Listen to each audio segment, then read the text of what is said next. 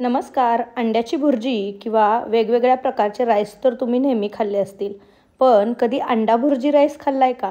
अगदी ठेल्यावरती किंवा गाड्यावरती मिळतो असा हा चमचमीत अंडा भुर्जी राईस आपण घरच्या घरी कसे बनवायचा ते दाखवणार आहोत.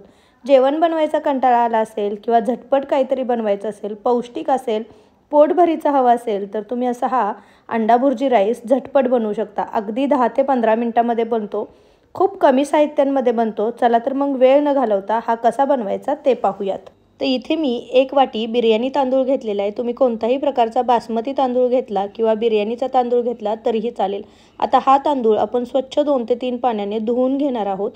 तांदूळ व्यवस्थित धुतला की यामध्ये आपण पाणी घालून हा छान आपण 15 ते 20 मिनिटं भिजत ठेवणार आहोत. तर तांदूळ पाण्यामध्ये भिजेल इतपत मी पाणी ओतलेलं आहे आणि आता हा आपण तांदूळ भिजायला साईडला ठेवणार आहोत.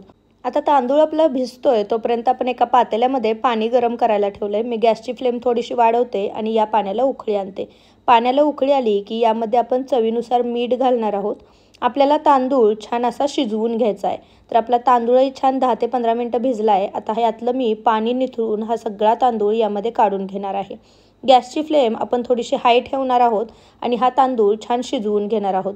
तर साधारण 7 ते 8 मिनिटांमध्ये हा भिजवलेला तांदूळ असल्यामुळे छान शिजला जातो. साधारण 5 ते 6 मिनिटांनंतर मी हा थोडासा तोडून बघते. याला अजून शिजण्याची गरज आहे, त्यामुळे अजून 2 ते 3 मिनिटं मी याला शिजवून घेणार आहे.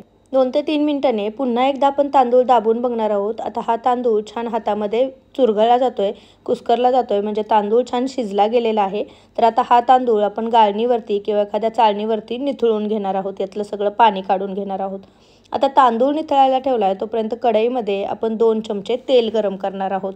तेल गरम झालं की यामध्ये थोडीशी जिरी टाकणार आहोत आणि जिरी छान तडतडली गेली की यामध्ये मी छोटा मध्यम आकाराचा कांदा छान बारीक चिरून घेतलेला होता तो टाकणार आहे.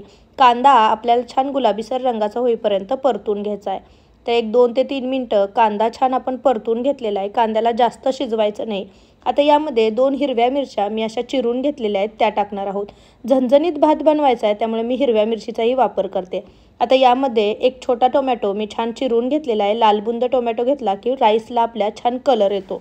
तर टोमॅटोही आपण छान परतून घेणार आहोत. टोमॅटो लवकर शिजावा म्हणून यामध्ये मी चवीनुसार मीठही टाकलेलं आहे. कांदा आणि टोमॅटो 2 मिनिटं परतला की आता यामध्ये सुखे मसाले टाकणार आहोत. पाव चमचा हळद, 1 चमचा काश्मीरी लाल मिर्च पावडर, अर्धा चमचा धने पूड, अर्धा चमचा जिरे पूड आणि अर्धा चमचा मी इथे बिर्याणी मसाला टाकलेला आहे.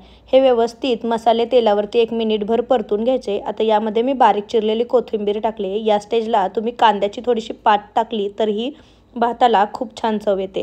आता 2 अंडी मी फोडून घेतलेले ती आपण यामध्ये टाकणार आहोत आणि 1-2 मिनिटं आपण अशीच ठेवणार आहोत. अंडं थोडंसं सेट झाल्यानंतर हे हलवून घ्यायचं आणि व्यवस्थित या भुर्जीमध्ये मिक्स करून घ्यायचं. या मसाल्यांमध्ये व्यवस्थित मिक्स करून घ्यायचं, सतत हलवून घ्यायचं.